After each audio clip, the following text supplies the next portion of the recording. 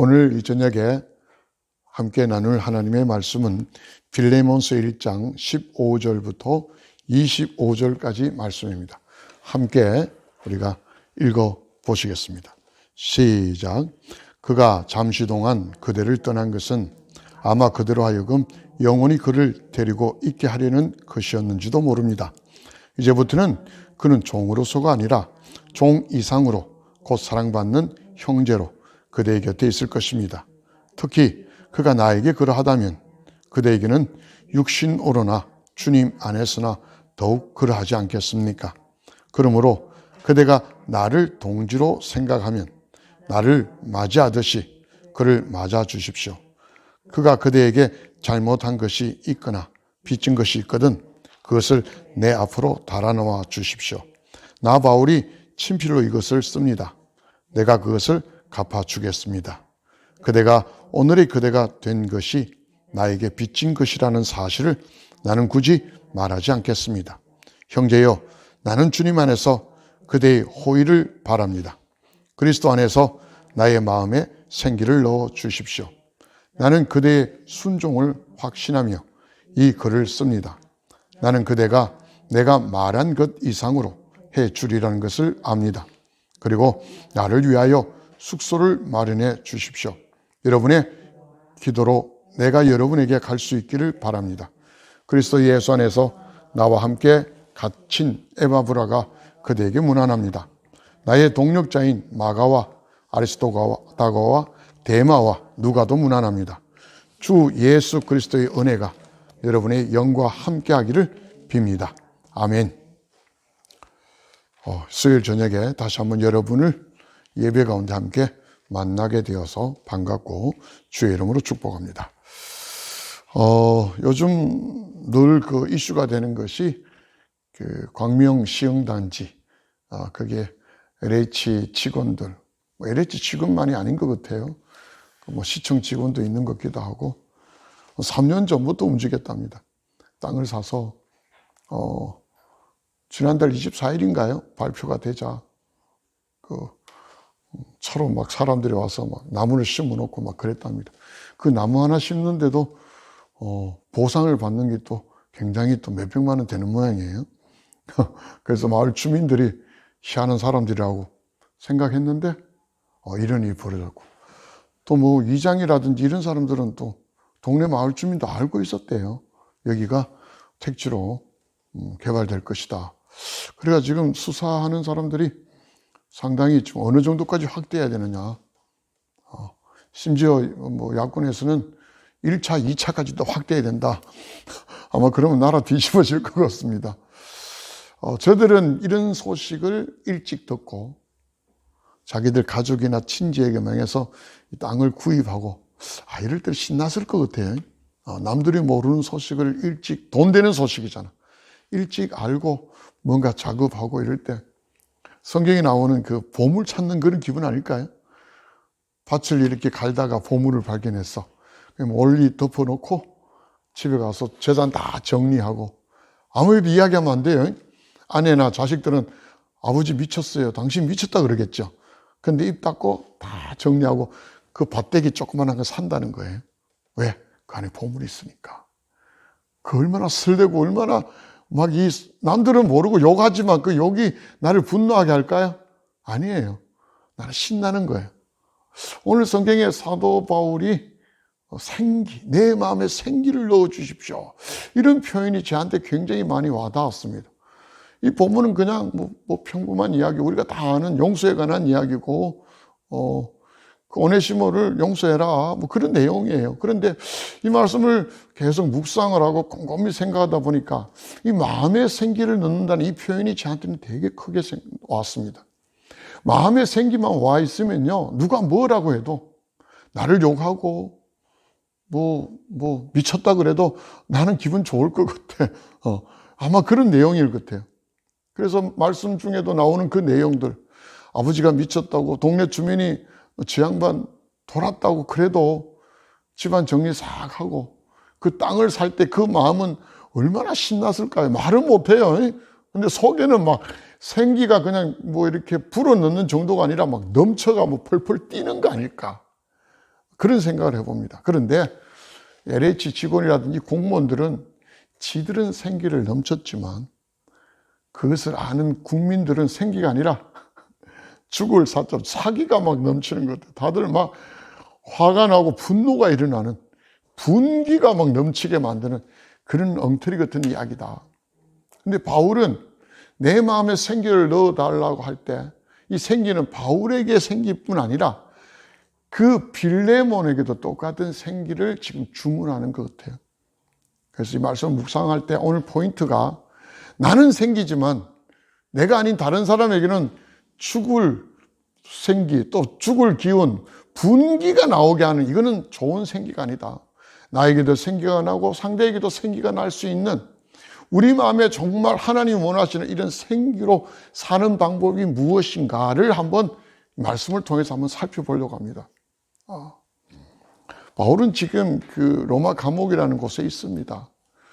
환경이나 자신의 상황과 형편에 보면은 생기가 솟아날 형편은 아닙니다. 그럼에도 불구하고 오늘 이 성경, 이 말씀을 통해서 그의 상황과 그의 형편을 넘어서는 그 마음의 생기가 막 불어닥치고 넘치는 그런 것들을 말씀 통해서 만날 수가 있습니다. 그래서 오늘 이 말씀과 같이 제대로 우리가 생기만 공급받는다면은, 그 에스겔도 기억나지 않아요? 마른 뼈도 사람 움직이고 그렇잖아요. 우리 환경이 아무리 안 좋고 코로나19로 인하여 어려움을 겪고 그것뿐만 아니라 원래 우리가 가지고 있는 삶의 어려움들을 통해서도 이 생기만 공급된다면은 아우 신나지 않을까, 그런 생각을 한번 해봅니다. 자, 마음의 생기가 넘치는 방법, 뭐 이렇게 한번 주제를 한번 정해본다면은 제일 먼저 어떨까? 15절, 16절에 있는 말씀을 통해서 제가 느끼는 게요, 긍정적으로 생각하자는 겁니다. 빌레몬에게 있어서 오네시모는 좀 가시 같은 존재예요. 집안의 물건도 훔쳐가고, 뭐 그렇게 특별하게 훔쳐갔다는 이야기가 나오진 않지만, 18절에 보면은 뭐 잘못한 게 있고 빚진 게 있으면 내가 다 갚아주겠다, 뭐 이렇게 이야기하는 게 아마 물질적으로 빚도 아마 있을 것 같아요. 그냥 나가지 않고 뭔가 값어치가 되는 물건들을 훔쳐가지 않았나, 그렇게 학자들이 많이 생각을 합니다. 그래서 이 오네시모를 생각할 때 빌레몬은 상당히 좀 괘씸하고 화가 나는 거예요. 근데 그런 괘씸하고 화가 나고 미워하는 감정으로는 절대 우리 마음에 생기는 없다. 그걸 아마 역으로 한번 생각을 해봤습니다. 그래서 잠시 떠난 것은 바로 영원히 곁에 두게 하기 위해서다. 이렇게 좋은 쪽으로 지금 생각하잖아요. 바울이 결과가 좋으니까 우리 좋게 생각하자. 이런 말씀을 제가 힌트를 받아서 우리 마음에 생기가 넘치려면 내 삶 속에 부정적인 것들을 부정적으로 생각하지 말자. 내 삶 속에 부정적으로 와닿지만 그걸 내가 긍정으로 바꿀 수 있어야 되지 않을까라는 생각을 한번 해봅니다. 그렇잖아요. 부정적인 걸 내 가슴에 품고는 우리가 생기 있게 살 수가 없어요. 그래서 그렇다고 우리 요소가 늘 긍정적인 요소만 있는 건 아니잖아요. 때로는 나도 모르게 부정적이고 아프고 밉고 속상한 것들이 많이 들어와요. 그때마다 우리가 그걸 바꾸자. 뭐 그리스 신화에 마이더스 손이라고 있죠. 만지면 다 금으로 변해. 그게 좋은 게 아니더라고요. 그 사람 굶어 죽었다 그러죠. 밥 먹으려고 손 잡으면 다 금이야. 그래서 굶어 죽었다는 거예요. 우리가 생각하는 좋은 것들이 결코 좋은 게 아닐 수도 있지만, 또 우리가 생각하는 나쁜 것이 결코 나에게 나쁜 것만은 아니다. 이런 좋은 생각을 가져야 돼요. 그래서 지금 이 내가 겪고 있는 이 불행하고 또 아픔이 결코 그냥 오지 않고 먼 시간을 둘러오면 분명히 나에게는 좋은 것으로 올 거야. 잠시 나에게 아프지만 아주 더 큰 즐거움, 더 큰 기쁨으로 돌아올 거야. 이런 긍정적인 생각들이 우리의 마음, 또 상대의 마음에게 아주 좋은 생기를 돋게 하는 아주 중요한 게 아닌가. 그런 이야기를 제일 먼저 하고 싶고요. 두 번째로 우리가 살아가는 삶의 자세가 채권자 같이 살지 말자. 채무자 같이 살자는 거예요. 채권자는 언제나 당당하고요. 내놔라는 거죠. 막 욕하고요. 남을 괴롭혀야 하는 뭐 나오니까. 그렇게 해서는 절대로 상대나 나에게 생기가 돌지 않습니다. 나 내놓으라고 막 막말하고 할 때 그 내 마음에 생기가 돌까요? 아니에요. 돈을 받아내고 뭔가 이익을 받아내고 권리를 찾는 것은 있겠지만 우리의 삶은 결국 그걸로 인하여 생기가 돌지 않는다. 그래서 빚진 자로 살아라. 오늘 성경이 그렇잖아요. 그거 다 내한테 달아놓고, 근데 가만히 보면 너도 나한테 빚진 게 있잖아. 물론 물질적으로 빚진 건 아니지만 영적으로 너 나한테 많이 빚진 거야. 그러니까 나를 봐서 그에게 잘해줘라. 이런 거 보면 빚진 마음이라는 생각이 있어요. 빚진 사람은 어디 가도 큰 소리 당당하게 못 칩니다. 왜? 내가 빚졌기 때문에. 그래서 뭔가 낮은 자세로 살아가는 모습. 이 빚진 자라는 건 내가 낮은 자세로 살아간다는 거잖아요. 내 마음의 생기가, 내가 높은 자리로 당당하게 살 때 내 마음의 생기가 넘치는 것 같지만 성경은 그게 아니다. 오히려 내가 빚진 마음으로 살아갈 때, 남에게 무언가를 갚으려고 할 때, 그게 바로 우리 마음의 생기가 돌아가는 거예요. 한 번씩 뉴스에 떠요. 어떤 사람이 슈퍼마켓에서 어릴 때 이렇게 배가 고파서 빵을 하나 가져갔는데 17년이나 지난 다음에 그 빵 하나의 값을 500만으로 쳐서 그 슈퍼주인, 이제 할아버지가 된 그 슈퍼주인이 갚았다는 이야기.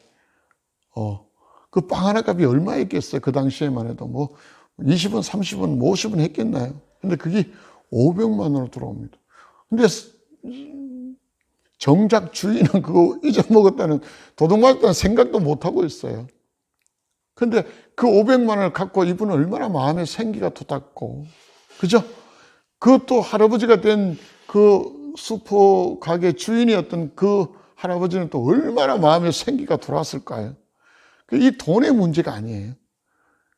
뭔가 갚았다는 거, 마음의 빛을 갚았다는 거, 이런 마음, 이런 삶이 정말로 우리의 삶에 생기가 돋아나게 하지 않는가. 그런 이야기 한 번씩 이렇게 돌아요, 그죠? 과거에 이랬던 이야기를 한참 지난 뒤에 이렇게 갚았던 이런 모습들이, 그런 심정, 그런 마음의 삶의 자세가 받은 사람이나 갚은 사람이나 다 마음의 생기가 돋고, 듣는 우리들까지도 마음의 생기가 돋는다. 그런 생각이 들어봅니다. 오늘 성경이 그걸 말하고 있는 것 같아요. 세 번째는 오늘 성경에서 22절에 그렇게 말합니다. 그대의 호의를 바랍니다. 주님 안에서 그대의 호의를 바랍니다.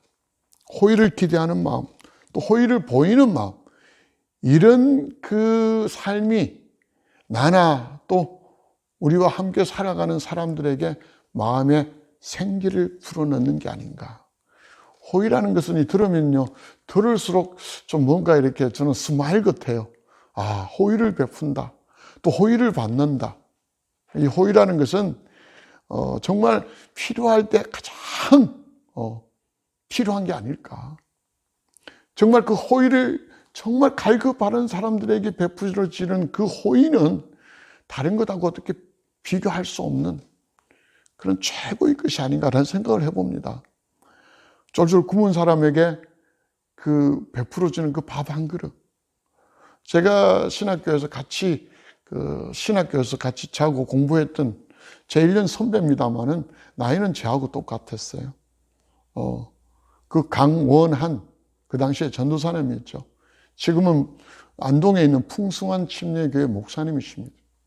근데 그분 이야기를 하고 싶어요. 그분은 일주일 중에 꼭 한 번은 그 대전역에 가서 그 거린들 있죠. 그 구걸하는 사람들을 찾아가 만납니다. 근데 그분이 소문이 참, 기숙사에서 소문이 상당히 많이 났던 분이에요. 남들은 다 끓이는 분이에요. 그래서, 저도 남들을 좀 끓였어요. 근데 그런 식으로 끓인 게 아니라 저는 좀 강성이어서, 그 대학원에 다니면서도 좀 교수들하고도 좀 이렇게 좀 제가 많이 좀 대들고 강성이어서 좀 끓였고, 기숙사에서도 제가 되게 강성이었어요. 그리고 그 전도사님은 너무 부드러워서 끓였고, 그래가지고 둘이 쓰는 방을 두 사람을 묵게 했어요. 참 기가 막히죠? 그분하고 저하고 오랫동안 이렇게 같이 있었습니다. 그런데 그분은 그 대전에 가서 이 구걸하는 사람에게 돈 몇 푼 주는 게 아니에요. 제가 이렇게 함께 나가본 적은 없습니다. 들어보니까 그분이 그래 가면은 손을 꼭 껴안고, 손을 꼭 잡고 밥은 먹었냐고. 밥 먹었다면 그냥 바로 국밥집 그 앞에 가서 밥을 사준답니다. 잘 때는 있냐고. 없으면 기숙사에 데리고 와요. 기숙사에 데려와서 겨울에는 또 따뜻한 물 나오는 시간에 또 목욕도 시켜주고, 기숙사에서 목욕시켜주고 같이 재워줍니다. 그러니까 기숙사 방에 3명짜리 방이 있고 2명짜리 방인데, 우리 방은 그 2층 침대로 된 2개짜리 방이라서 저하고 사는 동안 그런 적은 없었어요. 근데 온돌방 있죠. 그 3명 사는 방에는 뭐 4명도 자고 5명도 잘 만큼 여유 공간이 있어요. 그런 온돌방에 잘 때는 데려가서 같이 자는 거예요. 그래서 그 안에 같이 있던 분들도 같은 신학생들이니까, 대학원생들이니까 노골적으로 싫어하지는 못하죠. 그런데 속으로는 조금 안 했으면 좋겠다 그런 이야기를 종종 해요. 그분이 생각이 나요. 늘 그렇게 다니면서 일주일에 한두 번은 나가서 손을 잡고, 저는 이걸 오늘 말씀을 준비하면서 생각이 나요. 아, 이게 호의다. 정말 배고픈 사람에게 밥 한 그릇이 최고의 호의구나. 오늘 잠잘 데 없는 사람에게 하룻밤 재워주는 거야말로 최고의 호의다. 그걸 억지로 하는 게 아니라 그걸 정말 선의해서 그렇게 할 때는 그 호의를 받는 사람에게도 엄청난 생기가 돌 것이고, 호의를 베푸는 그 듣는 사람에도 어마어마하게 생기가 돌지 않을까. 저는 그분을 참 좋게 생각하고, 그 개척할 때 안동까지 제가 혼자 찾아갔습니다. 전 전도사할 때 찾아가서 그분 개척 예배에 함께 참석을 하고, 지금은 뭐 연락이 좀 소원합니다만은, 하여튼 제 기억에 참 좋은 분이다라는 생각을 하고 늘 좋게 그렇게 목회하시는 줄 알고 있어요. 호의 기억하십시다. 어쩌면 내가 베푸는 호의가 그분의 삶을 완전히 뭔가 이렇게 점프스톤 할 것 같이, 예수님 말씀하신 것 같이 삶의 새로운 변혁을 일으킬 수 있다는 사실을 기억합니다. 그래서 마음의 생기를 서로 불어넣고 내가 받는 법은 세 번째 호의다. 마지막으로 네 번째로 이거 하나 말씀을 한다 보면, 사도 바울이 호의를 보여달라 하면서 나의 마음에 생기를 넣어 주십시오 그렇게 요청을 하면서 바로 이어서 21절을 보니까 그대의 순종을 확신합니다. 아니, 내가 말하는 것 이상으로 그대가 해줄 것이라는 걸 내가 압니다. 이 말씀이 또 저한테 되게 와닿았어요. 순종에 대한 확신. 이거야말로 우리 마음에 생기가 돋게 하는구나. 상대가 순종하는 상대에도 생기가 돋아나고, 그걸 내가 확신하는 나에게도 생기가 확 와닿는구나. 내가 무언가 권고를 하고 권면을 했는데 저 사람이 순종할 것인가 말 것인가 좀 애매할 때 내 마음은 좀 불안하잖아요. 근데 사도 바울은 확신하고 이야기해요. 그러니까 생기가 확 넘쳐나는 거예요. 그러니까 서로 인사도 하고 안부도 전하고 주변 사람까지 돌아와 보면 안부 전하는 이 여유까지도. 그래서 빌레몬 그 마지막은 되게 해피엔딩하게 끝나는 거예요. 저는 이 땅에 살아가면서 무수한 많은 일들을 많은 사람들이 겪는다고 생각해요.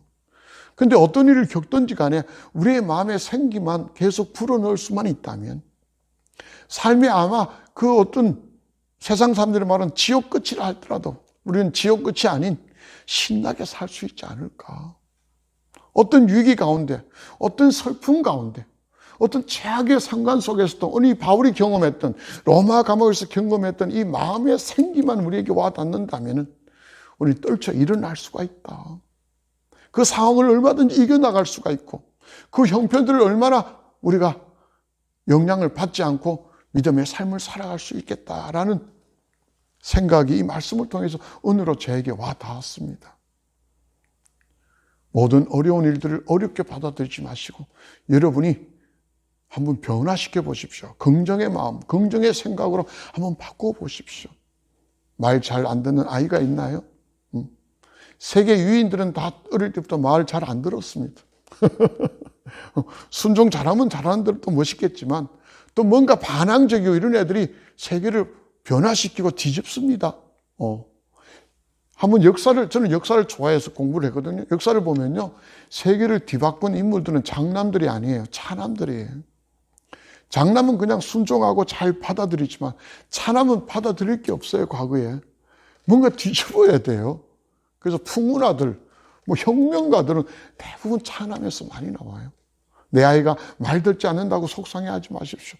야가 나중에 좋은 의미의 세상을 한번 뒤집을 수 있는 멋진 아이들을 클 수 있다. 이거 긍정적, 이건 할 수 있잖아, 우리가요. 이렇게 좋게 생각하는 것.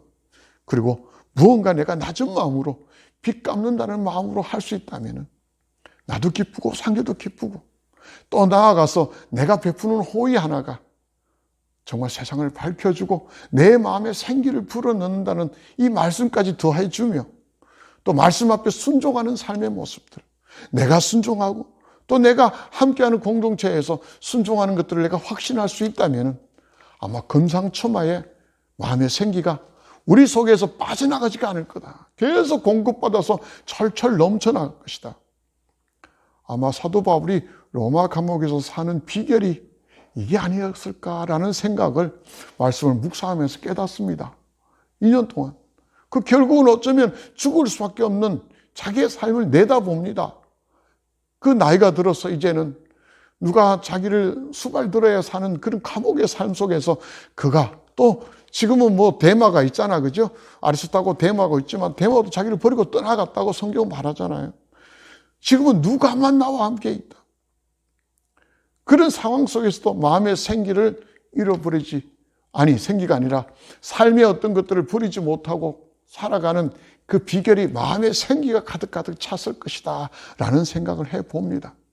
꼭 기억하시고 오늘 이 마음의 생기를 바울에게 불어넣었던 이 마음의 생기가 우리에게도 불어넣어지고 또 우리가 함께하는 사람들에게도 막 불어넣어져서 우리 모두가 아무리 어려워도 이 마음의 생기를 통해서 힘차게 역동적으로 또 믿음적으로 함께 주님의 비전들을 이루어 나갈 수 있는 모두가 되시기를 주님의 이름으로 축복합니다. 아멘. 기도하겠습니다. 하나님 고맙고 감사합니다. 귀한 말씀들을 묵상하고 또 전하게 해주셔서 감사합니다. 하나님, 오늘 이 말씀을 통해서 이 땅의 어떤 어려움 속에서도 하나님이 주시는 이 마음의 생기를 잃지 않게 하시고 또 말씀을 통해서 늘 마음의 생기를 공급받게 하셔서 정말 주님의 비전들을 어떤 상황 속에서도 펼쳐낼 수 있는 믿음의 사람들로 저희들을 인도하여 주시옵소서. 감사드리며 예수님의 이름으로 기도합니다. 아멘.